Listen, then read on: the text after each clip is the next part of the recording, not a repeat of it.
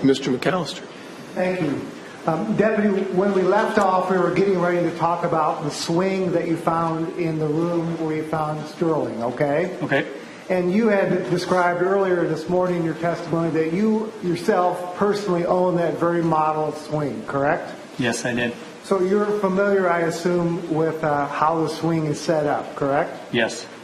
Can you explain to the jury, how is it that when you put an infant into that swing, that the infant is attached or secured in the swing? That particular model has what I call a three-point harness. It has basically it has the straps that come up from the sides, and then one will come up through the crotch area, and it'll connect in a three-point harness to hold the baby in place. And the material that the child lays on in the swing or the seat of the swing, what type of material is that insert in the swing made out of? The swing itself is a hard plastic, so of course they put a foam and then kind of a cloth over top of that so the baby's comfortable while he's in the swing. So does the baby lay on a cloth? Yes. And the cloth covers the plastic? Yes. Would that cloth be permeable to moisture? Yes. And now as far as the swing itself, when the child sits in the swing, are there any holes in the bottom of the swing? Yes, there are. As I stated, that harness actually has to be pushed up through the backside, so there's 3 holes in the bottom of that swing. And so when you looked around the area underneath and around the swing, what did you see? When as I stated, when I walked into the room, I noticed that there was a blue pair of pants that would fit Sterling directly underneath the swing, and there was also a blanket. And were these items located directly under the swing? Yes. Did you touch the items of clothing and other items of cloth that were located under the swing? Yes, I did. And what observations did you make of those clothing and other items when you touched them physically? They were soaked in what I assumed to be urine. Now, were they located in such a position that the urine could have run off of Sterling's body onto those items underneath the swing? The way that they were located, they would have it would have run off the swing through those holes from the harness. They were directly underneath where that would have come through. Now, you had an opportunity that day to examine the entirety of the room where Sterling was found, that bedroom, correct? Yes. And you've already described that there was a wall that separated that room from the master bedroom, right? Yes. When you looked in the room where Sterling's body was found, you testified this morning that you found some diapers, correct? Correct. Did you find any soiled or used diapers in that back bedroom where Sterling was found? No, I did not. And you testified that you found some diapers that were rolled up and secured with rubber bands like the type you'd get at a baby shower or a similar type event, correct? Yes. And those had not been used, correct? Correct. They were unused. So no used diapers in the back room? Correct. No used diapers in the back bedroom. Now, as part of your job investigating this case as a deputy sheriff, did you take efforts to not only secure the scene but document what you found? I did. I did take photographs of the scene, and I also did my own narrative and added to our case report during that time. I also, while I was on scene, I was in charge of what's called scene safety. So what I did was I locked down the scene, and I started basically an in and out log. I log anybody that went in and what time, and anybody that came out. And as part of your job documenting the scene, you've testified you took some photographs, correct? Correct. And you've had a chance to look at those prior to taking the witness stand here today? Yes. I'm going to show you in a moment State's Exhibits number 5 through 35. Those were photographs that you took at the residence that day, including the outside of the apartment complex and the interior of the apartment number 7, correct? Correct. And you've reviewed those before testifying here today? Yes, I have. Do they fairly and accurately depict what you saw that day? Yes, they do. Your Honor, I'd move for the introduction of State's Exhibits 5 through 35. Can I approach the witness to give you a visual copy of the record? You may. All right, thank you. permission to publish them as well, Your Honor. Any objection, Mr. Hallbaker? Your Honor. Granted.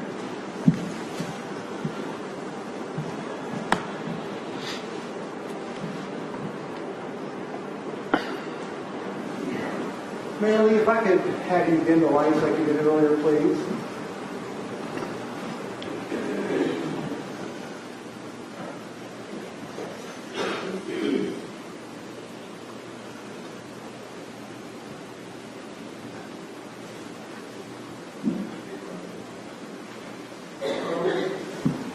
Papers on it. Thank you. And Deputy, I'm going to hand you, if it's okay with the court, a pointer so he can use it to show and highlight items on the photographs that are on the screen. Absolutely. Thank you. And Deputy, this green button will highlight on the photo, okay? May he step down, Your Honor, so that he can describe what these photographs show? Yes.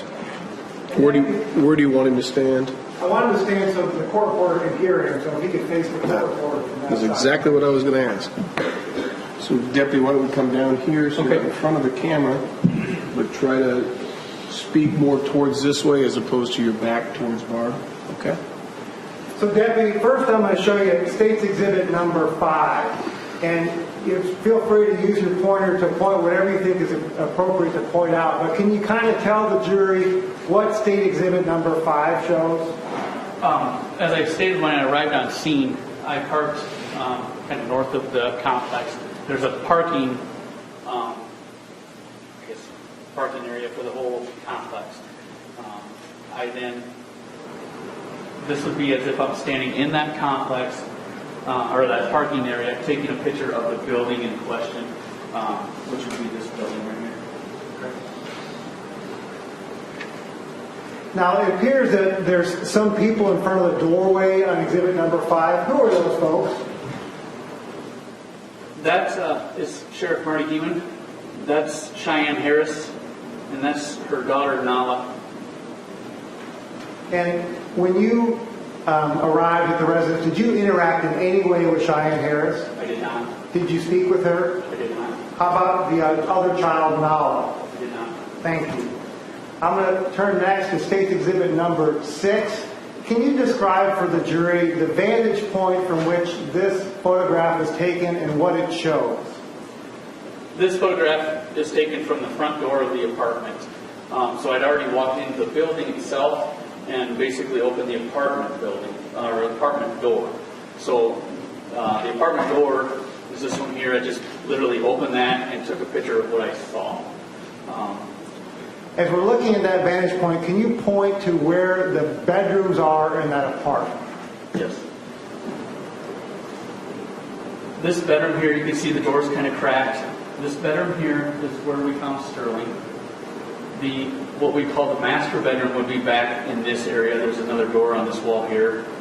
And then over here is the bathroom. So as you're looking at State's Exhibit number 6, the one directly in the rear of the photograph would be the room where Sterling was located. On the right would be the bathroom, correct? Correct. The room that your first walk into the apartment, what is that room? We considered this the living room. It had the movie playing on the TV. It had the couch, the hutch there, and then there was an air conditioner on the wall. And where would be the kitchen area in this apartment? The kitchen area would be right over here. If you took a step and shut the door, the kitchen area would be right over here to the right. So as the right off the field of view of Exhibit 6, correct? Correct. Now at the top of the photograph there appears to be a fan, correct? Yes. Now obviously a snapshot is a moment of time, so can you tell the jury whether or not the fan was circulating or moving when you went in there? That fan was moving. It was moving? It was moving. Okay. So it was turned on? Yes. And is this the room that you testified was cooler than the room where you found the child, Sterling? Yes. Thank you. I'm next to show you State's Exhibit number 7. What does that show, sir? This is me taking a couple steps in and basically turning around and showing the exit, or where I just was. So that's where I took the first photo from, and then I literally just stepped into the apartment a couple steps, turned around, and took a picture of where I was. And sir, there seems to be some items of cloth on the couch. What were those? Those were, they're blankets. They're not baby blankets. They're kind of, I call them toddler blankets. They're not really for a twin bed, but they're, you see 4-year-olds, 6-year-olds, have they're about this big. You get them from Walmart or Kmart. So not a blanket that you typically use for a newborn, is that right? No. Or an infant. Right. Exhibit number 8, what does that show, sir? Again, this shows that there was a kids movie that had been playing. It also shows the air conditioner. And was the air conditioner operational or running? It was not on. And you said the kids movie was playing on a loop, is that right? Yes, it had finished, and so it kept going to this menu where it wanted you to play the movie again. And there appeared to be some items that were toys in the room, correct? Yes. And would you qualify them or describe them as toys for an infant or something else? All those toys were for a toddler or I'd say a child Nala's age. All right. So consistent with being for now. Yes. Next, I'm going to show you State's Exhibit number 9. Can you tell the jury your vantage point and what room we're looking into?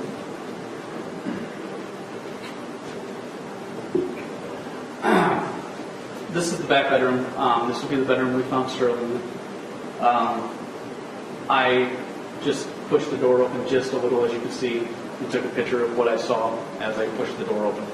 And looking at State's Exhibit 9, can you just, for the jury's sake, explain where would be the master bedroom in relation to that room? Which wall would it be on? The master bedroom would be as if it would be on this wall over here. As if you come over on the fourth walls over here, it would be on that wall. And so how far apart are the room where Sterling was found and the master bedroom? They're only divided by a wall. There's only one wall between them.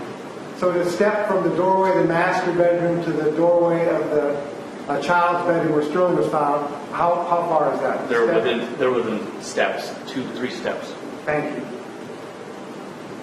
Now the room where you found Sterling, there appears to be some items on the floor on the left, correct? Correct. What are those? This here is that bouncy chair. This goes with this swing as a set. And how do you know that? Because I have the same one. I knew that immediately after I saw it. There's a car seat right here, and then there's some miscellaneous blankets and other items. There's a couple pop bottles that are empty right underneath the swing here. There's one baby bottle. There's a baby blanket, and then there's some. I told you earlier I smell sweet smelling candles, and those are them, along with the diapers that are rolled up. Now the blanket that's hung on the wall or the quilt, what is that covering? That's covering the only window in the apartment, or in that bedroom, sorry, in that bedroom. And there appears to be below the quilt some sort of a register. What is that? They had in-floor heat in that apartment. That's what that is. So like a radiant heat? Yes. Was the heat on? It was not. And you've already described that there was no fans in that room, correct? Correct. Now our next look at State's Exhibit number 10. What is the item on the left of State's Exhibit number 10? This is a full-size, or again, I call it an adult because I don't know if it's full-size or queen, but it's a full-size or queen-size mattress in a box spring.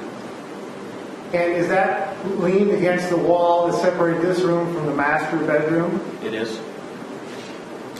And what is the item that looks like yellow or orange, multicolored, and there seems to be some kind of a cushion or something below it? What are those? This here is a baby blanket. That's a couch cushion. This is a diaper bag. This is the car seat. And again, this is a chair, the bouncy chair. Over here we got more of those rolled up diapers that I described. There's some ointment. And then right here you can kind of see it, but this is the start of that pile of clothes that I described to you guys. And State's Exhibit number 11 I'm going to show you. What does that show?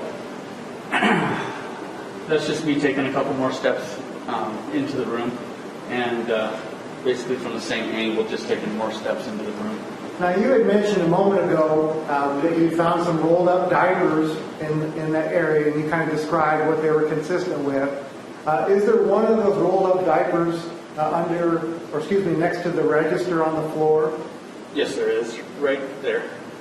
And going back to State's Exhibit number 10, did you see some other diapers in that photograph? Yes, there's that one, of course, and then we have this one, and there's some right there. And again, those are diapers that were unused or unsoiled, correct? Correct, unused, unsoiled. And you said that you have cared for newborns in your experience as a parent, correct? Yes, I have. And are you confident that those were newborn-sized diapers? I am. There was one that was open, actually, and it's in one of our photographs, and it's a newborn size. It also appears in State's Exhibit 11 and some of the other photographs there were some pop bottles, right? Correct. Was there anything in the pop bottles? There was not. The reason I took those, I didn't know why they were there, so I took them to show that the adults had been in the room. I figured now I didn't drink those. And above the pop bottles there seems to be a dark colored item. What is that? Those are the blue pants that are soaked in urine underneath the swing. And the pink item above the blue pants? That pink item is a baby blanket. The green item is a sheet. This is a dress that belongs. It would fit Nala. And then again, this is the only. So the pink baby blanket, the green sheet, and the blue pants shown in State's Exhibit 11, were those the ones that were soaked in urine that you believe came from the swing? They are. I want to show you State's Exhibit number 12. Does that show more as you face the swing to the right of the swing? It does. And what did you see in that area to the right of the swing? That's that open diaper I was talking about. So that's how I knew it was a newborn size and not a diaper for Nala. I also saw that there was clothes here that were not for. The pile of clothes was not for a child that would be Sterling size. They were more for Nala's size. And did you find any diaper ointment I did. or baby ointment? There's baby ointment right there. Would that be ointment that you could use for treatment of diaper rash? Correct. Now, next, officer, I want to tell you that I'm going to show some photographs of the swing in Sterling, okay? Okay. And I'm going to start with number 13. Can you describe where the vantage point is for this photograph? This is me standing right beside him. He's facing, so that the wall that has the blanket, or the heavy quilt would be out here, and I was standing right beside him. Now, you had described earlier the items under the swing that were damp. Does this show a better idea of how they were underneath the holes in the swing? Yes, you can see, it's kind of hard in this picture, but that white clip right there is actually that 3-point harness that I was telling you about. That's where they all come together, where they would strap Sterling in. You can kind of see they're really brown, but those used to be white straps. Those go down to the bottom, and there'd be holes down there where those would come up. Now, officer, you mentioned earlier that there was some scented smell that you smelled when you were there, and you described that there being some fragrance plug-in, correct? Correct. Are they shown on this exhibit? They are. They're right down here on the lower right corner. And were those packages sealed or opened, or would you describe them, please? Yeah, they were unopened. I would describe them as brand new. And how do those work? Are they placed in something to heat them up, or how does that work? They evidently they put them on a plate that is above a light bulb most of the time, and then those blocks will melt down and put scent in the air to cover a smell or make the room smell better. Did you find any device like you described that could be used to heat those particular scented packages up? I did not. I found a candle in the kitchen that was lit, but I didn't find anything that would work with these. And they were not open, but you could still smell them. Correct. Now, you mentioned earlier in your testimony that you had moved a blanket and you saw insects come out, correct? Correct. Is that the multicolored blanket shown in State Exhibit 13 that was over Sterling? That is, it's kind of a red, orange, and blue quilt-like blanket. That's the one I moved, and the bugs came out of there. Next, I'm going to show you State's Exhibit number 14. What does that show? That shows what I saw. That's Sterling's face, his bright blue eyes. It shows the blood or body fluids coming out of his mouth. It shows the crusted and dried collar all the way around. He moved his head around. It shows his hands clenched. It also shows lots of brown discoloring. And I know that that's not, I have the swing. That's dirt or urine or body fluids. So he had moved. That doesn't just, so that happened. So it happened during the process. And can you show on Exhibit number 14 which portion of Sterling's shirt that you touched? I touched him right down here, underneath the chin, and that entire collar, it'd be as if he used a can of starch, the whole thing moved. And next I'm going to show you State's Exhibit number 15. That shows a little bit more of the covering that Sterling was laid on the left of that photograph, correct? Correct. This is that, this should be that color. And that's the same, that's the same cloth, that's the same covering of that chair. When you say it should be this color, you're referring to the area that's directly above the discoloration to the left of Sterling's right arm. Correct. The lightest brown you can see is the color it's supposed to be. Was that area wet? It was. Next, I want to show you State's Exhibit number 16. Does that show how Sterling's hands were configured? Yeah, I took this picture to show that his hands were clenched. He had blood on his hands, so he had wiped his mouth at some point before he passed. And that rigor had set. When you say rigor, you mean his arms were stiff? Correct. Now, I next want to show you number 17. Is that Sterling's left arm? It is. And what are you trying to show with this photograph? What I'm trying to show here is the discoloration on his arm that was caused by the item he was sitting in, caused by the urine-soaked seat, and it had stained his arm. And the hand wearing gloves is taking that photograph, is taking a hold of Sterling's arm, I should say. Is that your hand? That is my hand. Rigor had set, so his arm was hard to move, so I had to turn it just a little to get a good picture of the discoloration. Now, I'll next show you State's Exhibit number 18. That kind of shows the bottom portion of the swing, correct? Correct. Now, you had earlier described what Sterling had on as far as pants, right? Yes. Can you show his pants on State Exhibit number 18? He had an army-type pants on. Those would be right there. Could you tell if Sterling had a diaper on or not? I couldn't, and I didn't move the blanket or the pants far enough to tell that. Now, there seems to be some discoloration down by Sterling's feet. Is that right? Yes. I took this photo, and the reason was because this discoloration shows that he was moving his feet, or what I believed he was moving his feet. So he had sat in that, or been there for a while, showing that the urine had possibly accumulated or been there for a while. And sir, I have one more photo that has Sterling in it. This is the last one with Sterling in it. Can you tell the jury what that item is to the left near the wall?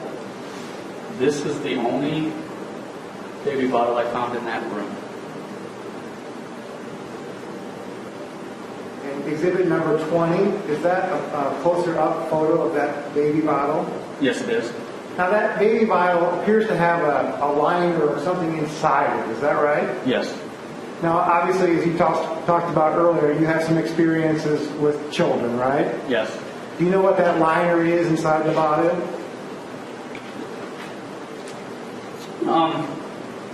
Sometimes that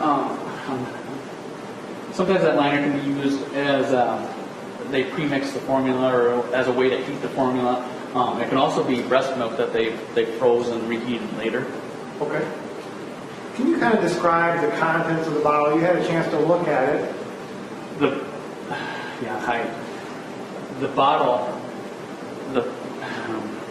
The contents of the bottle itself had started to turn as I think that's what I put in my report. It started to turn, and it had basically divided into two separate layers, a fluid and a churned kind of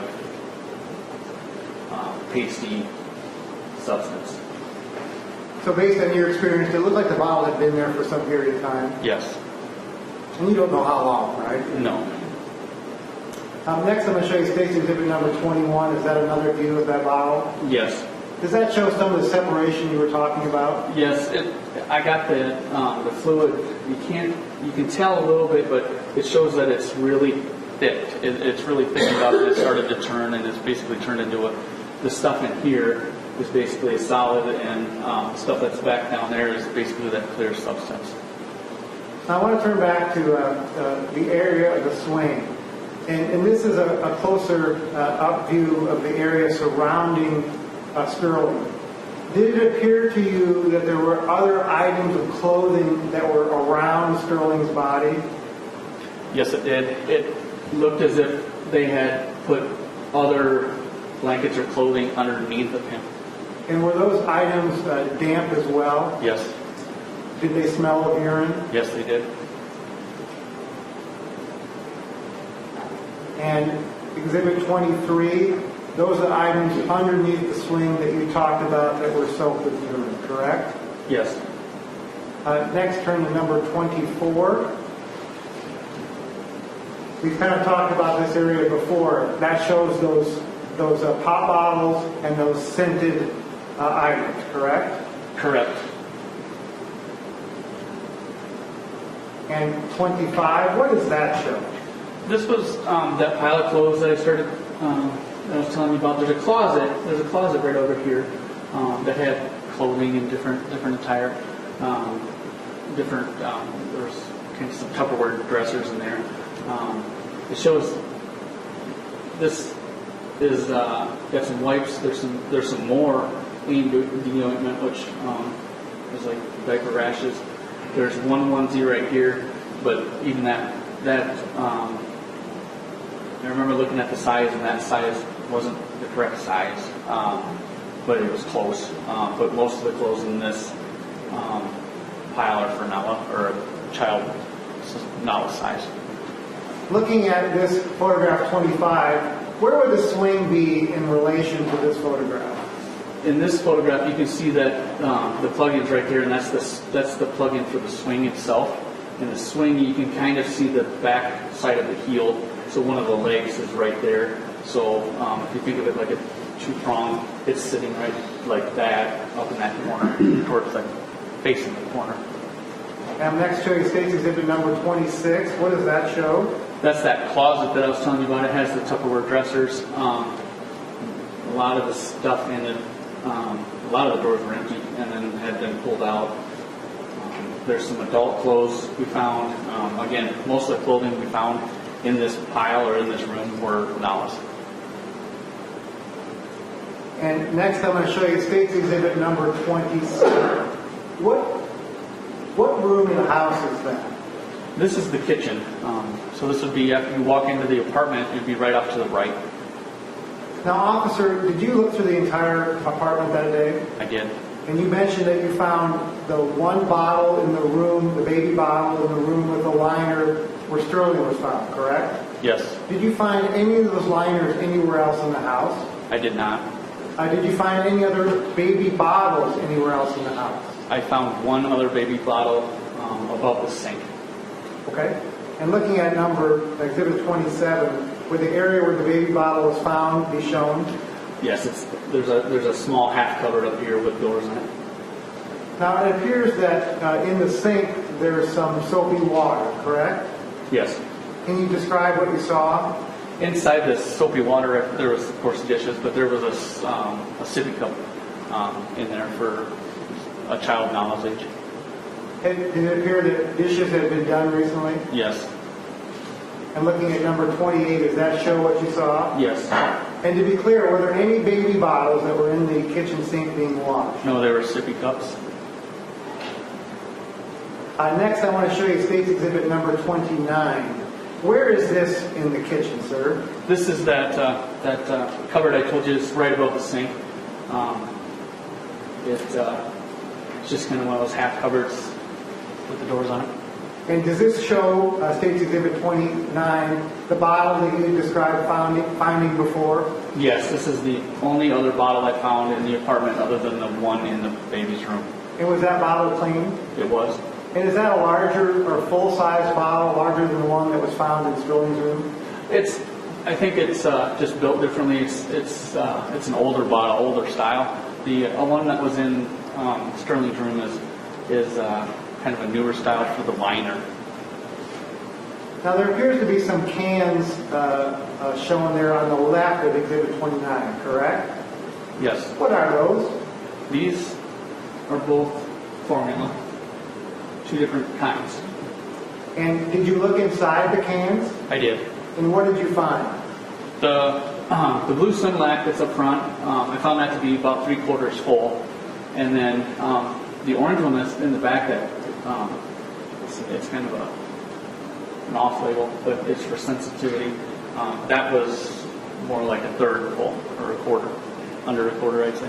And is this the powdered formula that you mix with water to make the baby's bottles? It is. And were these where they were located when you found them? That is exactly as if I opened the cupboard and took a picture. And later were they moved? Yes, I moved them to look through them and take pictures. But 29 shows where they were found. Yes. Now next I'm going to show you State's Exhibit number 30. Where is that? That's in the kitchen.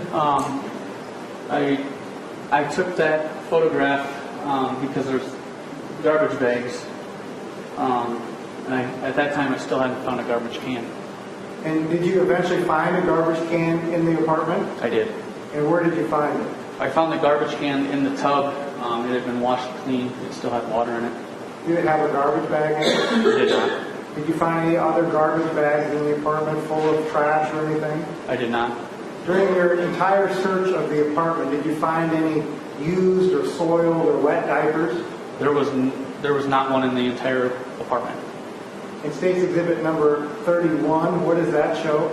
That was after I found the trash can. It's in the tub. They had washed it out. And did it still have some water in it? It did. Now next I want to show you State's Exhibit number 32. What does that show?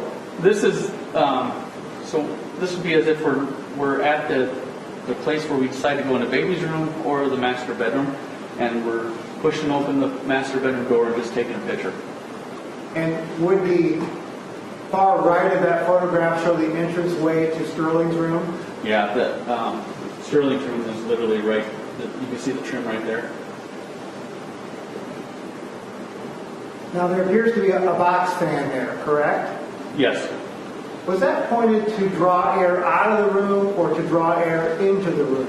It was blowing the cooler air from the living room into the bedroom. Was the fan operating or moving? It was not. There also appears to be, looks like a pack and play, correct? Yes. And this was again the master bedroom, right? Yes. Turning to State's Exhibit number 33, what does that show? This was just, again, I take a lot of photographs when I work the scene, so it's just me taking another step and turning as I'm going.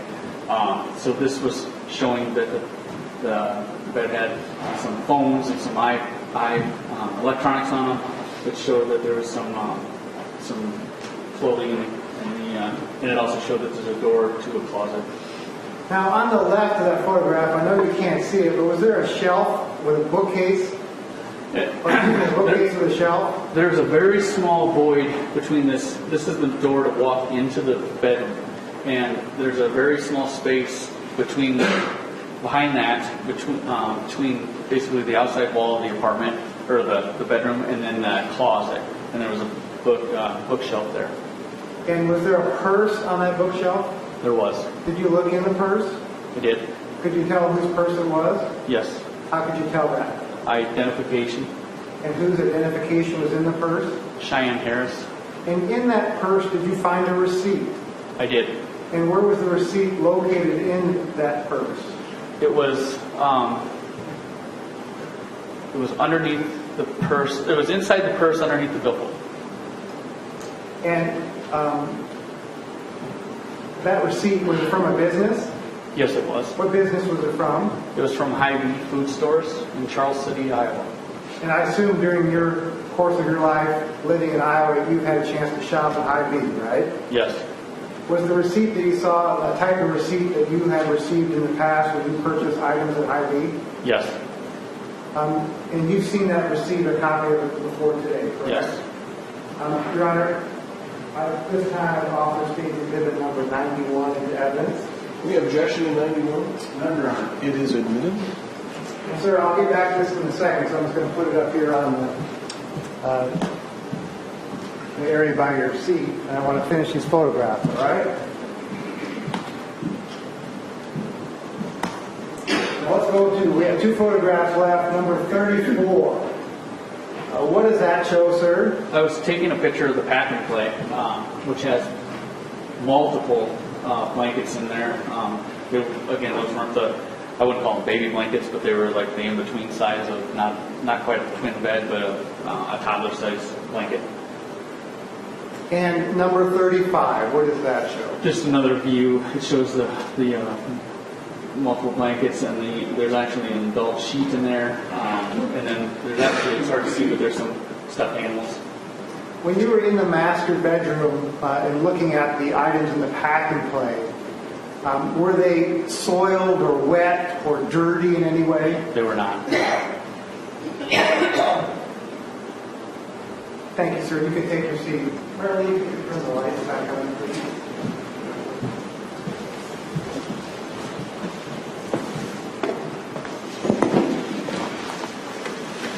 Sir, I'll recover that. Now, sir, if you would take up State Exhibit 91, that ID receipt, I just have a couple questions for you, okay? Okay. Can you tell the jury what date those items were purchased from Hy-Vee that are shown on that receipt? Let's see here.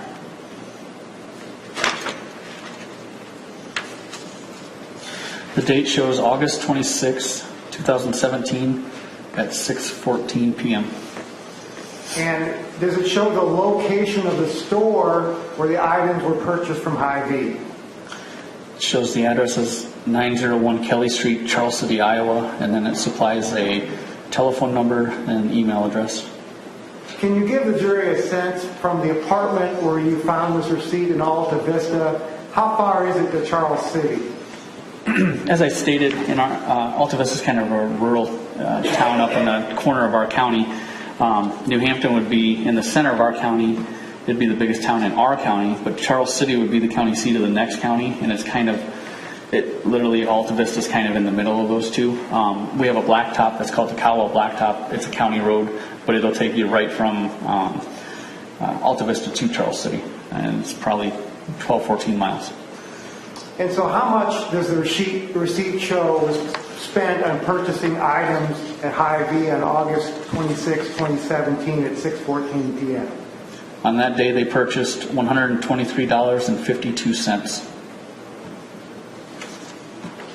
Thank you. When you looked through that apartment that day, did you find any evidence that there had been a pet in the apartment? Yes, I did. What did you find? I found numerous shampoos and conditioners for a dog in the bathroom.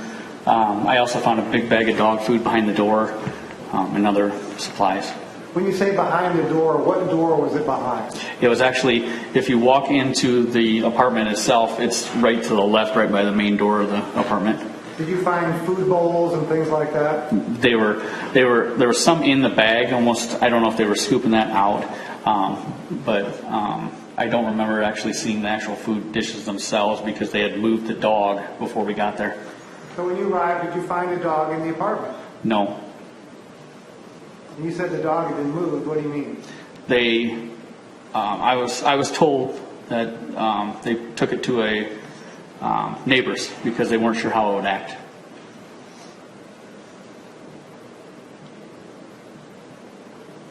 Now, after you took your photographs and did your efforts that you've described to document the crime scene, what did you do next? Then I secured the scene, as I stated. All non-law enforcement personnel I made them leave, and I started my log. And were you present when the DCI agents came to assist your agency in processing this crime scene? Yes, I was. And it appears from the reports that they arrived at about 6:40 p.m. Is that right? It sounds about right. Did you assist Special Agent Jim Teal with his work in processing and documenting this crime scene? Yes, I did. I informed him that I had already taken photographs and and done other items of investigation, and we went back through what I had done and started what he needed to do. And it looks like that you assisted Special Agent Teal in doing some temperature readings at about 8:45 p.m., correct? Correct. Can you tell the jury, was the temperature in the apartment similar to when you were there earlier that day, or was it different? I don't recall. I remember that the room in question, the room that the baby was in, was still warmer, but I don't remember if it was, because it started to cool down because it was about 8:45. So it's, when we first got there, of course, it's high noon. So I think the apartment had started to cool down a little bit. Do you know what time you left the property that day? It was sometime after 11 p.m. And did that end your involvement in this matter? It did, yes. Thank you. That's all the questions I have. Cross-examination. Thank you, Your Honor. Good afternoon.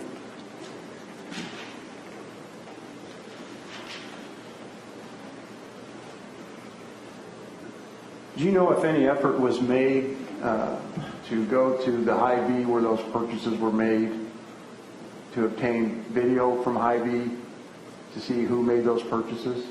No, I don't know that. In your experience, do you have knowledge that Hy-Vee does have video cameras at their stores? I believe they do, yes. And it's not unusual, is it, for law enforcement when they're investigating, say to verify somebody's whereabouts or to see who's with whom, to subpoena or obtain video from any number of establishments, correct? Correct. Do you know if any effort was made in this investigation at all to do that related to that Hy-Vee? I don't know. So we don't know, you wouldn't know if Ms. Harris made the purchases, if Mr. Cohen made the purchases, or who was at that Hy-Vee when that receipt was obtained? Correct. I can only tell you where I found the receipt. And the receipt shows food items that were purchased, correct? Correct. And did you document those food items existing at that apartment? I did not, but I believe the DCI agent might have. There might have been pictures taken. Correct. Mr. Counselor, can you put up number 33? Yes, sir. State's Exhibit number 33. Officer, is there a blanket on the window in that room as well? Yes, there is. Okay. Did you find any curtains behind that blanket? I don't recall. Okay. And the same as the room that Sterling was found in, do you know if there were curtains behind that? There actually was plastic. Okay. Was like clear plastic? Correct. So the fact that there was a blanket over a window was not something that was unique to the room that Sterling was found in, correct? As opposed, I guess I don't. Well, there's a blanket on that window as well, correct? Correct. Okay. Now, I'm looking at that photo and the bed that's in there. There appears to be what I would say are cell phones. Is that right? Yes.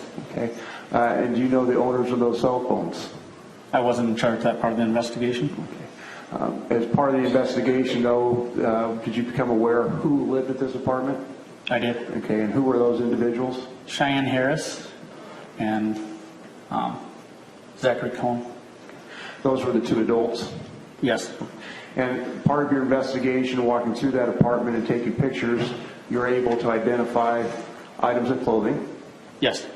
And you documented items of clothing that would be available for, say, a toddler. Yes.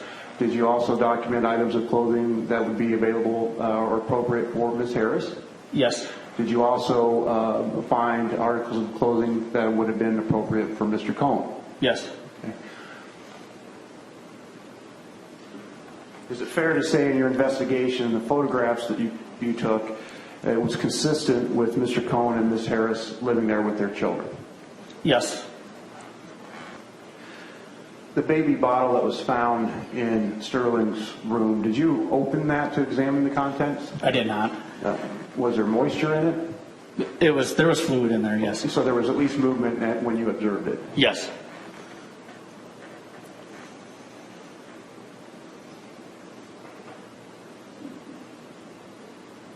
Would it be part of your investigation to determine if there were fingerprints on that bottle? No, there wouldn't. It wouldn't be mine. Let me ask the same about the pop bottles that were found in Sterling's room. Do you know if those were dusted for fingerprints? No, I don't believe they were, but I don't even think they collected them. You don't believe that those bottles were collected? I don't think so. So they never made their way to evidence? I don't think so. There were at least 3 individuals that were capable of movement on their own at that apartment, correct? Nala, Zachary, and Cheyanne? Yes. And in your experience with toddlers, it wouldn't be unusual for a toddler, I had some of my own back in the day, to move pop bottles and things like that. They become toys as well, correct? Correct. The same would be true with those little scented things that were down there. You have no knowledge of whether Nala was playing with those or if they were moved there by an adult, correct? I have no knowledge of that, no. Was Sterling secured in the 3-point harness in that seat? Yes, he was. You did say that rigor had settled in, but you don't have any knowledge as to how long it takes for rigor to set in, do you? Correct. I'm not an expert, no. Okay, that's probably something best left to talk to the medical examiner, fair? Yes.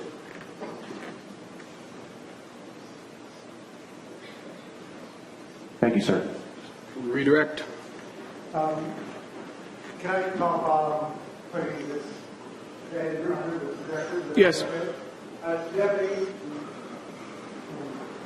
Debbie, can you just describe the plastic that was covering the window in Sterling's room? What do you mean by that? Again, it's just kind of it's a winter guard plastic that they put up there to, I suppose, for the winter to keep the air out. And when you walked into the living room, those windows were not covered by blankets, were they? I don't think so. No, I don't. I'd have to look back through the pictures to be sure, but I don't believe they were. And you have in front of you, sir, those photographs. Why don't you look at State's Exhibit number 6, I believe, and 7.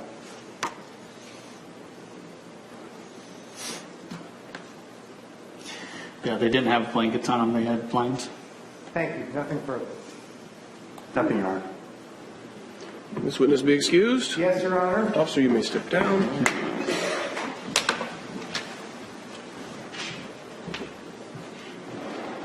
State's next witness. State calls Jeremy McGrath.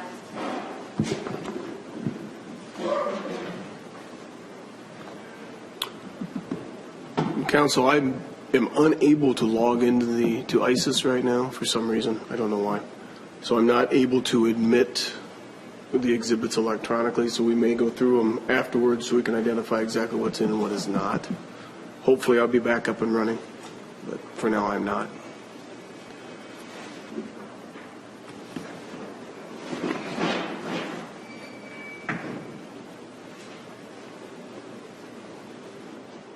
Sir, come forward. Raise your right hand. You promise testimony you're about to give will be the truth and nothing but the truth. I do. Have a seat. Ms. Timmons.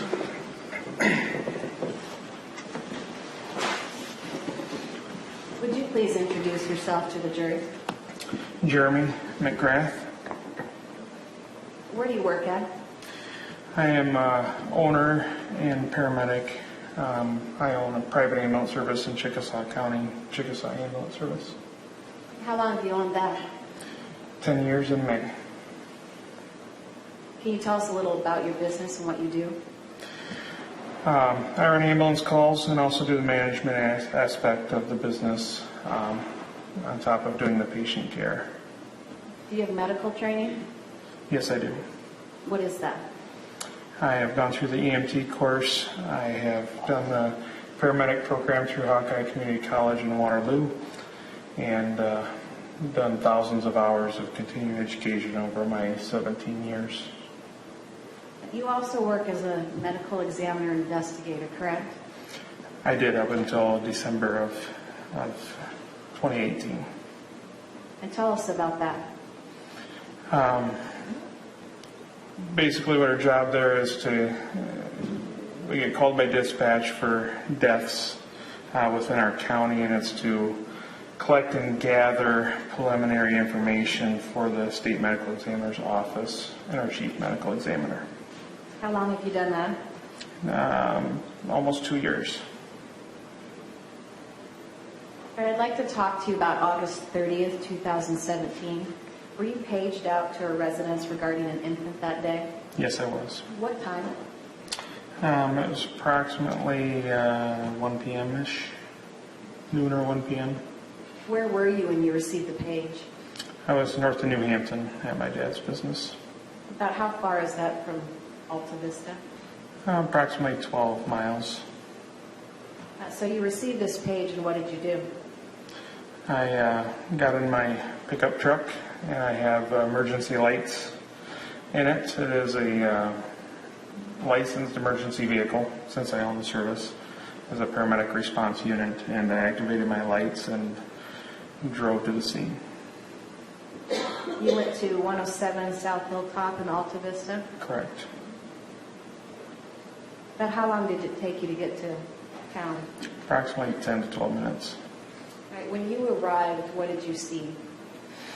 I was greeted by a postal worker, and she led me to an apartment. Was that Tina Shattuck? Correct. Okay. And she was a little bit frantic. We were dispatched, the nature of the call was an infant not breathing. So it was kind of a escalation of urgency there. And she let me do the apartment, and when I walked in the apartment, she stayed outside. And as I walked in the apartment, I could visualize Tony Fredericks, who's another first responder, and MEI, and she was in the bedroom ahead of me. What did you do? I walked into the apartment, and to my left was another bedroom, and in that bedroom was a male and a female, adult male and adult female, and a young child, a girl, and they were talking. I do not recollect what they were talking about. I was focused on the incident, and so I walked past that room and approached Tony, and she kind of filled me in of what she had observed up until that point. So let me back you up a little bit. You said that you were walking towards the bedroom where Tony was, correct? Correct. And in a different bedroom you saw two adults and a child. Correct. How close are those bedrooms to each other? The bedroom that the adult and the child are in is right here, and the bedroom that Tony was in is right next to it. So, feet. You say that those two adults were talking in that room? Correct. I assume at that point, though, your main concern was getting to the baby. Correct. When you got there, you said that Tony briefed you or told you the situation. Correct. What did you observe and see at the scene after trying to describe to you her thoughts? I observed a infant in a swing, and infant was cold and wet. There was blood present on the infant's mouth and right hand. Obviously deceased. When you say obviously deceased, what do you mean by that? The baby was cold. The farthest I went with the assessment was I touched the baby's forehead to visualize its eyes, and I lifted his left arm, and it was cold and stiff. When you say the arm was stiff, in your training experience, what does that mean? Rigor mortis. What is rigor mortis? Rigor mortis is a stage of death that a person's muscle goes through after dying. Is there a particular time frame that you usually see rigor mortis? From my experience, it's typically 12 to 24 hours, and it kind of depends on each case and the circumstances. You mean 12 to 24 hours after death? Correct.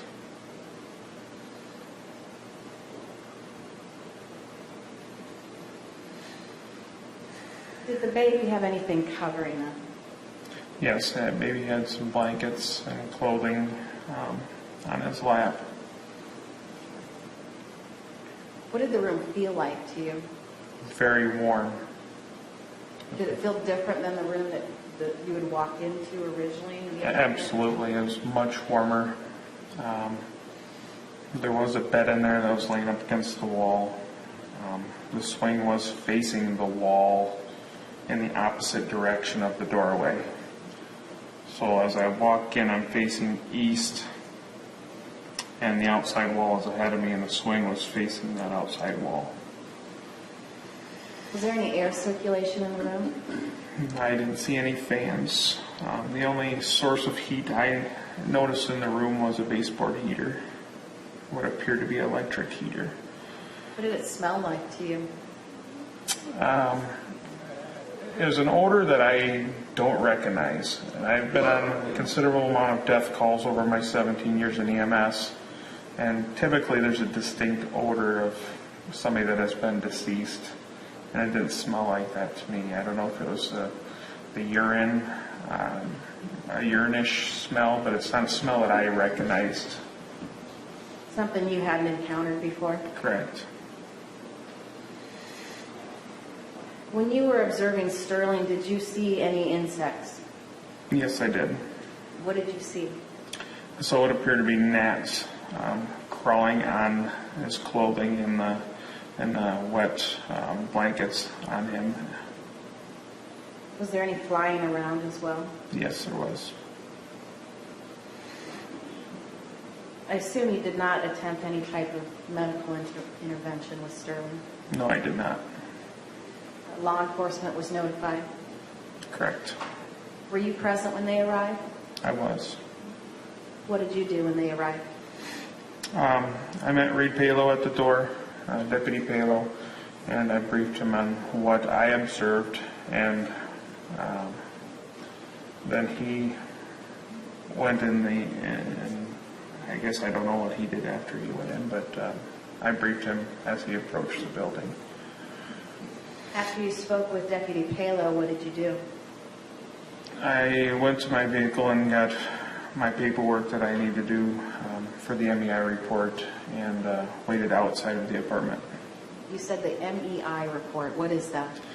MEI-1 form is a form that we fill out, basic demographic information of our findings on a scene. And the state medical it gets sent to the state medical examiner's office, and they use that to assist them in their study or investigation.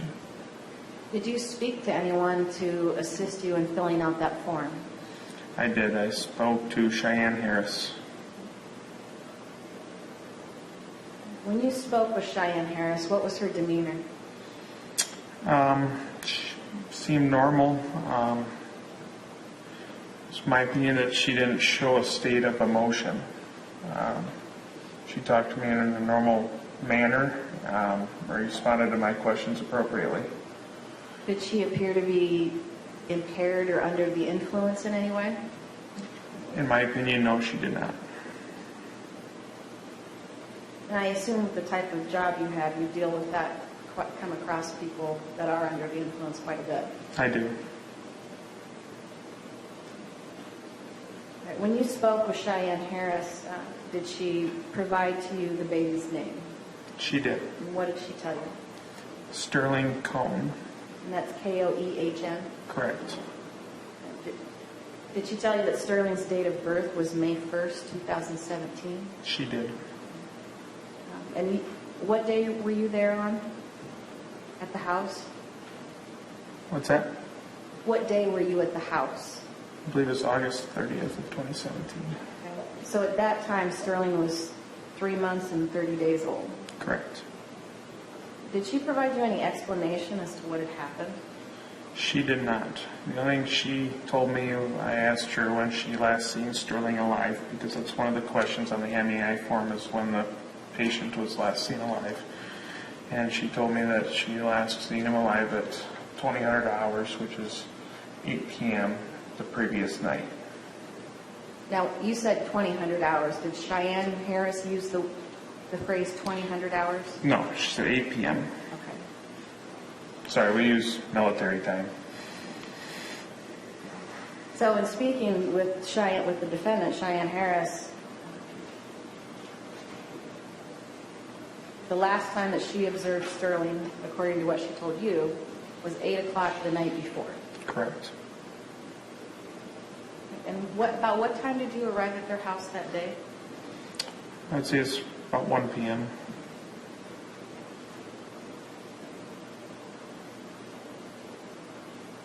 That's all I have. Thank you. Cross? No questions, Your Honor. May this witness be excused. Yes, Your Honor. Mr. Hawbaker? Yes. Mr. McGrath, you are free to go. The state's next witness. State of call, Sheriff Martin Hemann, Your Honor. You will hear the general story, right?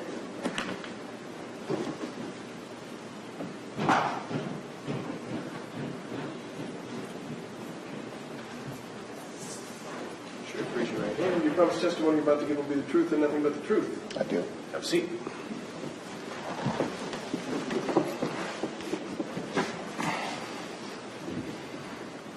Sir, if you could please state your first and last name and spell them both for the record. My name is Martin Hemann. First name is Martin. Last name Hemann. And sir, it's probably obvious from your attire here today, but what is your profession, sir? I am the Sheriff of Chickasaw County. And how many years experience do you have in law enforcement? A little over 30 years now. Can you describe for the jury, first of all, your educational background that qualified you to be the sheriff? Yes, I have a 2-year degree in police science, and that was from 1986 to 1988, Hawkeye Community College. I have a Associates of Applied Arts degree. And then later in 1988, I attended the Iowa Law Enforcement Academy. And over the course of the last 30 years, I've taken numerous different classes, if you will, in law enforcement.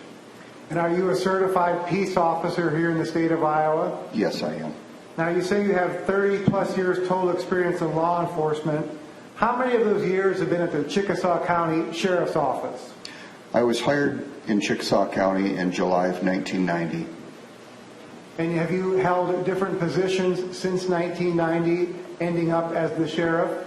Yes, I was hired as a deputy sheriff July 1990, and then in 2012 I would have been appointed chief deputy, and then in 2013 I was appointed the jail administrator, and then in November of 2016 I was elected by the people to be sheriff. And sir, as the sheriff, how many employees or deputies work under your direction as the sheriff? Currently we have, including myself, 10 certified peace officers. A couple of years, we just increased that number from 9 to 10 just in the last year. And what does it mean to be a sheriff? What are your responsibilities and duties? Well, I oversee a lot of different aspects of the sheriff's office. I do the annual budget. I meet with the supervisors. I attend city council meetings. I do a lot of the scheduling, training, things like that. I also do respond to calls in the county as well. So you're not just an administrator, you also handle calls and show up and deal with issues that arise in your county. Yes, I do. Now, sir, on August 30th, 2017, were you working that day? Yes, I was. And where were you physically located when the 911 call came in that there was an issue with an infant in Alta Vista, Iowa? I would have been at the sheriff's office. And what did you do in response to the call coming in, or how did you learn about it first, I guess? Dispatch had relayed to all the officers that were working about a emergent call in Alta Vista. And so from the sheriff's office, I responded up to Alta Vista. And did you respond as you dressed today in a police uniform? Yes, I did. And why was it that you as a sheriff responded? Given the nature of the call and the serious nature of the call, I didn't feel that it would be right for just one deputy to respond. So myself, Deputy Jason Rosol, and Chief Deputy Reed Palo all responded at the same time. Were you familiar with that apartment complex in Alta Vista prior to going there that day? Yes. I assume there's probably not a building in Chickasaw County you're not familiar with in some way. Most of them I am, yes. Okay. And sir, when you went to the residence, did you park at the apartment complex? Yes, there are a couple different buildings there, 3 of them that I can think off the top of my head, and I would have parked center to all 3 of them. I would have parked to the north of the one where we were dispatched to. And if your report says that you arrived at the apartment complex at 1:14 p.m., would that be accurate? Yes, it would. And when you arrived at the apartment complex, what did you see? There was a few people outside of the apartment complex. The first person that I had met or recognized would have been the Alta Vista Fire Chief, and his name is Kevin Hupka. And did he direct you where to go? Yeah, he pointed to the building and told me which apartment building it was. Now, prior to that day, August 30th, 2017, did you know the defendant, Cheyanne Harris? No, I did not. Did you know her live-in boyfriend, Zachary Cohn? No, I did not. Did you know their baby, Sterling Cohn? No, I did Or not. their other child, Nala? No, I did not. Did you actually go into the apartment complex? Yes, I did. Did you go into apartment number 7? Yes. When you went into the apartment, what did you observe? Well, when I first walked in there, off to my right is where the kitchen area would have been, and Chief Deputy Reed Palo was crouched down and was talking to who I later learned was Cheyanne Harris. And did you learn that there was another male in the residence? Yes, I did. And where was that male located? He would have been located in a back bedroom. It would have been, there was 2 bedrooms in the apartment. It would have been in the northeast corner of the apartment. Would that be the bedroom that did not contain Sterling's body? Yes. And who is this male? What's his name? His name was Zachary Cohn. And did you interact with him? Yes, I did. And where did you interact with him? Back in that bedroom. When you went in the bedroom, was he alone or with somebody else? He was with a small girl. Was that his daughter and the defendant's daughter, Nala? Yes, it would have been. Can you describe her? She was not quite 2 years old, dark hair, clothed appropriately. I mean, she looked healthy to me, and she was not fussing or anything like that. Was she communicative with words or able to talk with words? I really did not talk to her. She didn't really communicate much with me. Did she appear to be injured in any way? No, she didn't. And you've already said that she was properly clothed, is that correct? Yes. Did she appear to be properly nourished? Yes, she did. Did she appear to be in good health? Yes, she did. Did you notice anything about her appearance that caused you any concern? No, there was nothing that caused me any concern. And you were able to interact and observe Nala in the same room, correct? Yes. That day, sir, were you equipped with a body camera? Yes, I was. What is a body camera? It is a small device that all of the deputies in our department have on them. I typically would mount mine on my chest here, and it is a camera that has a fisheye lens that you can see quite a bit of degree of angle in the room, and it has both audio and videotape. And in this case, did you, in fact, using that body camera, record video of Nala as she appeared that day? Yes, I did. And have you reviewed prior to today State's Exhibit number 36, which is about a 2-minute clip of video, no audio, of Nala that day? Yes, I did. And is she seated or on the lap of her father, Mr. Cohn? Yes. Your Honor, at this time I'd move for the admission of State's Exhibit 36. 36 is admitted. Permission to publish. Any objection? And again, this is a hard exhibit and not something you've uploaded. Is that correct, Mr. McAllister? It is, Your Honor. DVD, I'm assuming? Pardon? DVD or flash drive? Yes. DVD, okay. And if I can just...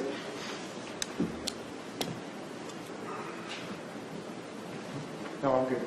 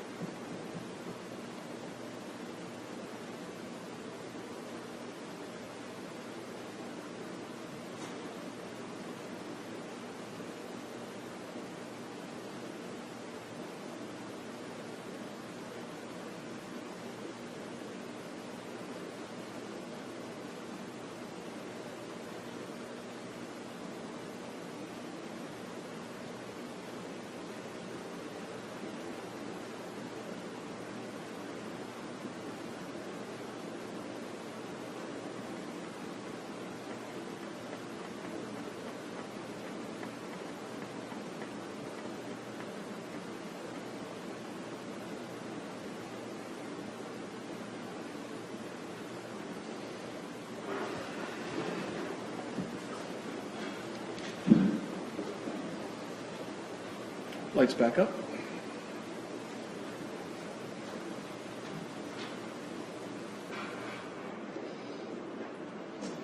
Sheriff, having watched State's Exhibit number 36 and being present that day with Nala, is there anything that you observed either in her behaviors or how she appeared that suggested that she was anything but a normal, happy, typical 2-year-old? No. At one point she had something in her hand. What was that? I guess I'm not quite sure what that was. Something long like that she was just kind of waving around. And it looked like her mouth was moving. Was she talking or just babbling? I think she was just kind of babbling. Now, sir, after you arrived at the apartment, did you and the other law enforcement officers eventually lock down the apartment? Yes, we did secure the apartment. And what was the purpose in doing that? Basically, when I talked with the other deputies, Chief Deputy Palo that was on scene, and Deputy Jason Rosol, we determined that this could be a potential crime scene, and so that we would want to preserve the scene as best that we can, so that nothing would be coming in or coming out of there until we could obtain a search warrant. And did you want to secure the scene so it could be searched and inventoried and examined more thoroughly? Yes. And did you provide security at that apartment? Yes, I did. Did anybody besides law enforcement come in and out of that apartment after you arrived and posted that security? No. And what time did the DCI agents arrive to, well, let me ask you a different way. Your report says that DCI agents arrived at about 6:30 p.m. to process the crime scene, correct? That'd be accurate, yes. Did anybody enter that was not law enforcement between the time you arrived until the DCI arrived? No. Was the integrity of that crime scene preserved? Yes, it was. And what time approximately did you leave that apartment that day? It would have been about 10:30 or shortly after that. And were you there to be security for the apartment? Yes, I was. Sir, did that pretty much end your involvement in this matter? Yes, it did. Thank you, sir. That's all the questions I have. Mr. Hallbaker. Thank you, Your Honor. When you were speaking with Mr. Cohen in the back bedroom and observing Nala, Ms. Harris was in the kitchen with Reed Palo, is that correct? When I first came into the apartment building, Chief Deputy Reed Palo was in the kitchen area with Cheyanne. Then when I went into the back bedroom, I guess I'm not sure how long she was in there, yes. Fair enough, that's an accurate answer. I get it. But you did observe Cheyanne in the kitchen when you initially came in? Yes. So you were able to see her demeanor? Yes. And did you observe her as crying? Yes, I did. Did you observe her as being upset? Yes. Okay. Thank you, sir. Redirect. Nothing for me, Your Honor. This witness be excused. Yes, Your Honor. Sir, you may step down. Thank you. Free to leave. Next witness. State calls Chief Deputy Reed Palo. I was just telling Barb we'll probably go about 15 more. That'll kind of split our time. Does anybody need a break right now? If not, we'll go about 15 more minutes with Deputy Palo and then take a recess for the end run. Okay. But if you do, let me know, okay?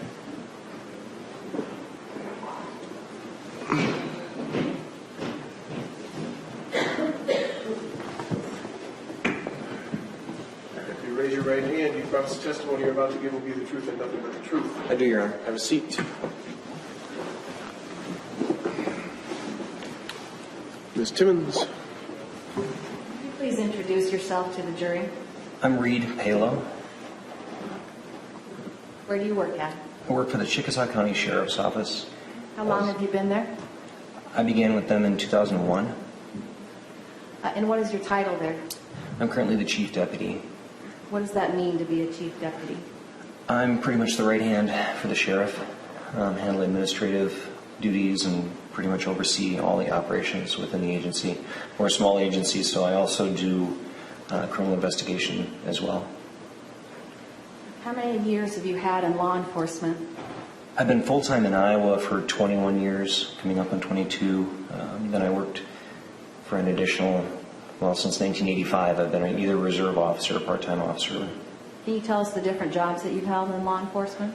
I started out as a sergeant, as a reserve officer up in the Twin Cities. At the time, I also worked full-time in detox in Minneapolis as a chemical dependency technician. Then I ran a group home in Duluth, Minnesota. I was a reserve officer there as well. Since being with the Chickasaw County Sheriff's Office, I've gotten to wear a lot of different hats. I was a canine officer for 10 years, taught DARE, done investigations pretty much since I was hired there in 2001. My relationship with several of the Chickasaw County deputies was formed before I came there, working joint investigations and working with the Narcotics Task Force and having taught DARE. So they knew me before they hired me, pretty much. So. You went to the Iowa Law Enforcement Academy. I did. Do you have any other educational background or training? Ongoing education and training as a drug recognition expert and as in investigations and crime scene processing and things like that. I've continued to gather education as I've gone along. You're a certified peace officer in the state of Iowa. I am. All right, where is the sheriff's office located? New Hampton, Iowa. And New Hampton, is that the county seat in Chickasaw County? It is. Would that make it the largest city in Chickasaw County? Yes. How big is New Hampton? Well, within city limits, about 3,500, but there's about 4,500 right in the local community there. Is Chickasaw County fairly rural? Yeah, 600 and some square miles. There's 12,000 people roughly. Lots of farming. I'd like to talk to you about August 30th, 2017. You were working that day? I was. What day of the week was that? Would have been a Wednesday. Did you overhear a 911 call come in about a deceased infant? Yes, I was actually at our county attorney's office. Often in the course of my job, I meet with the county attorney on a regular basis, and I was just leaving their office, and I was in the drive pulling back out. Their office is actually outside of city limits. It's one of those places right close to town, but it's just outside of city limits to the north. And I heard the page come out, and my phone rang at the same time from my office saying, hey, you need to start this way for a deceased or unresponsive 4-month-old infant. What did you do? I was on the north side of town already, and Alta Vista is actually in the northwest corner of our county, so I drove as quickly as I could up to the location of the call. Arrived there about 7 minutes later. You were sent to 107 South Hilltop, apartment number 7, is that correct? Yes. And that address, that residence is in Chickasaw County? Yes. You said it took 7 minutes to get there? 7.5, something like that. When you pulled up, where did you park at? Just outside of the alleyway. There's an alley that runs behind the three, kind of have to explain. There's 3 apartment buildings, 12 units, 4 apartments in each unit.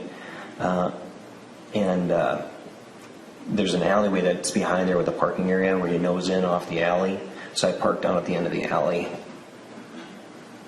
Did you know, had you been there before? Did you know which apartment you were going to? I didn't know which actual apartment I was going to, but I think there's only one actual apartment building in Alta Vista. It's not a large town. So what did you do when you got there? I ran around the building into the central courtyard area, which is kind of where everyone funnels into those buildings, and I was directed. I asked, where are they? There was a lady standing outside who directed me to the center apartment. Do you know who that was? I later learned it was Jennifer Shriver. And that is? Jennifer lives in the first building on the left, and she's actually I learned later that she had provided babysitting for the Cohen-Harris family. So she was a resident of the apartment complex? Yep. Yes, she lived in that first apartment on the left in the left-hand building. So you went into the apartment where the emergency personnel were, correct? Correct. What's the first thing you noticed when you walked into that apartment?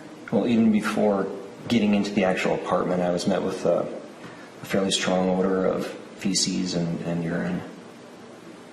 At that time, was the apartment door open? It was ajar. Open to the hallway? Yes. You go into the apartment, what do you do? As I'm coming into the apartment, Kevin Hubka, who's the acting fire chief for the city of Alta Vista, was coming from one of the back bedrooms, and he acknowledged me and he directed me back to that bedroom, and we kind of met. I don't even know if we spoke necessarily, but he was like, just directed me back there. A little peculiar that he was coming away. I mean, I had anticipated arriving to find them working on a patient or providing care. Continued on, and then it's not a huge apartment. From outside of the apartment, you can look through the apartment and see right into the bedroom where Sterling was found. But just outside of that bedroom door was Tina Shoddick, Cheyanne Harris and Zach Cohen. All, I didn't know who they were at the time, but later identified as those people. So you go back to the room, correct? Yes, Were you the first law enforcement officer there? yes. When you went back to the room, what did you do? Well, Jeremy McGrath was standing there, and as was Tony Frederick, and they weren't doing anything as far as resuscitation efforts. They were just looking down at the swing. It was odd because I couldn't see the baby. The swing was turned away from the door towards the exterior wall, so they're standing, on the other side. So they were able to see the baby at that point. I couldn't. I could just see their faces, and they weren't trying to do anything with the baby, and they both basically indicated that this wasn't for them, it was for me, as far as the call, that's something I needed to investigate. So When you went into the baby's room, or where the baby was, what did it feel like? it was stifling is one word I would use. It was heavy, stale, kind of an oppressive air, and it was a combination of the no air movement and that stale, horrible smell of feces and urine, just really strong and oppressive. And there was just no air movement. It felt very hot. Was the smell worse in that room? Yeah, literally every breath I took from the time I came into the hallway, into the apartment, it got worse. As I came through the apartment, it got worse. And by the time I got to the bedroom, it was overpowering. It was I don't know if I gagged. I don't know if I got, I'm not usually affected by odors all that much. But in that room, it was like you didn't want to breathe. Did you see any insects in the room? Not initially, but when I actually got around to look at the baby, there were small black flies flying around in there was a quilt over Sterling's lap, and there was these small black flies that were flying around in front of his face. Right, so you spoke with Tony and you spoke with Jeremy McGrath. Based on what they told you, what did you do? Well, I looked at what they were seeing. They pointed out some things about the baby that were obviously inconsistent with life or resuscitation efforts.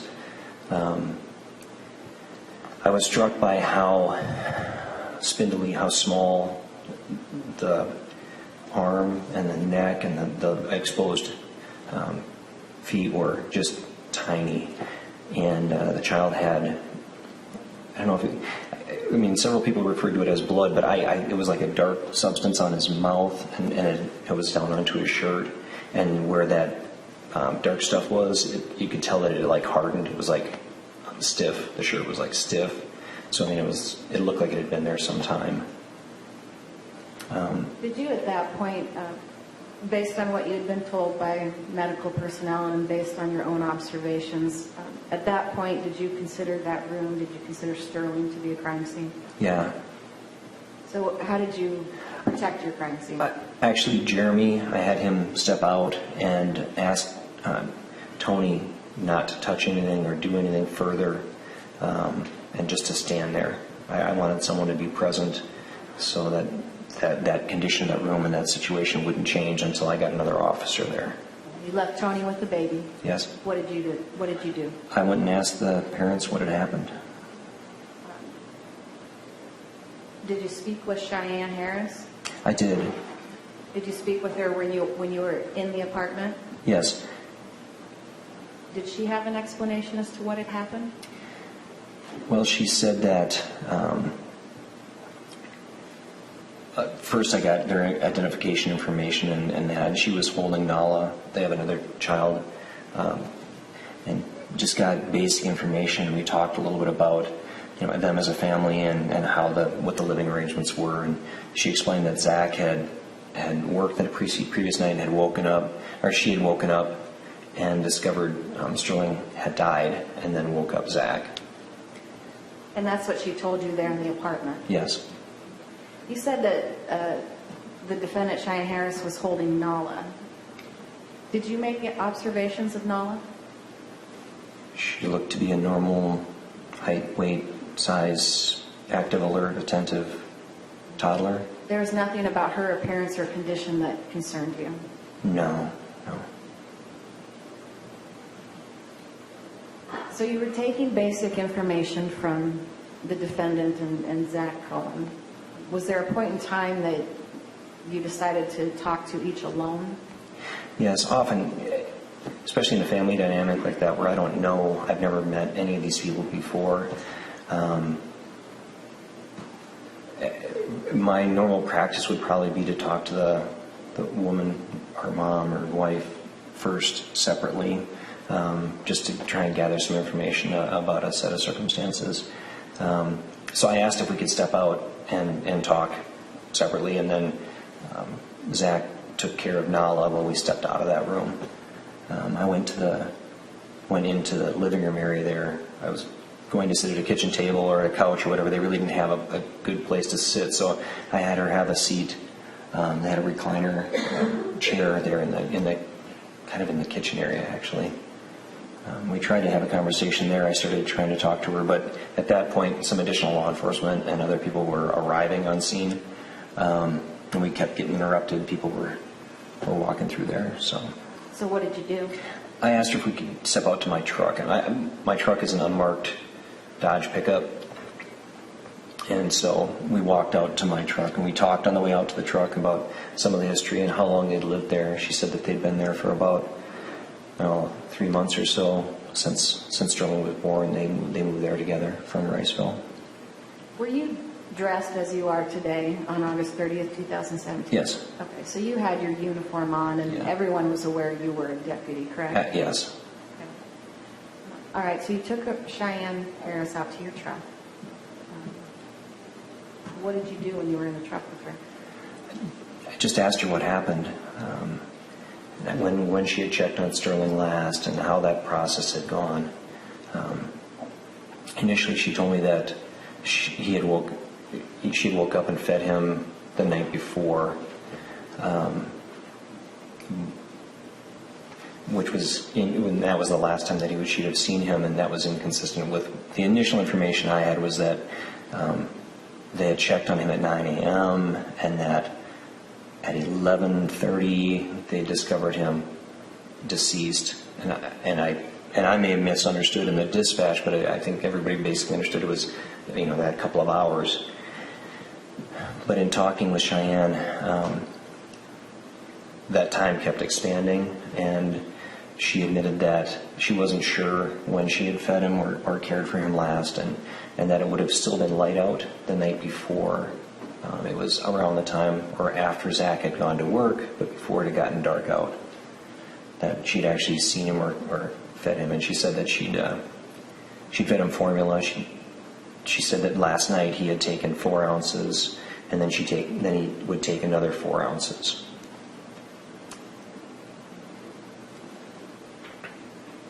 All right, let's back up a little bit in regards to your conversation with the defendant. In speaking with her, did you find out just some basic information about her family? Yes. Okay. What did she tell you about her relationship with Zach Cohen? She said they'd met 3 or 4 years previous to that.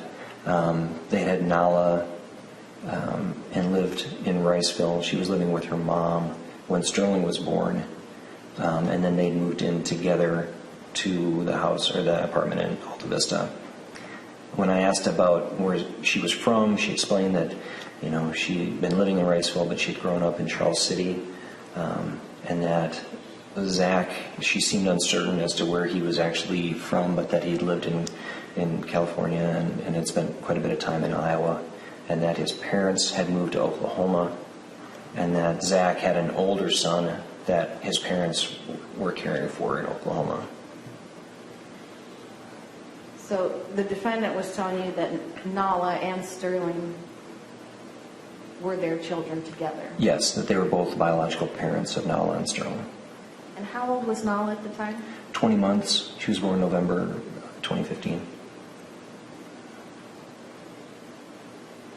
What was her demeanor like when you were talking to her? She was crying. She appeared upset. But when I spoke with her, it wasn't, not saying she was inconsolable, but she was able to answer questions appropriately, or at least answer questions as we were talking. Did she appear to be under the influence of anything? Not that I could see. So she could, in your opinion, was she comprehending what you were asking and responding appropriately? Yes.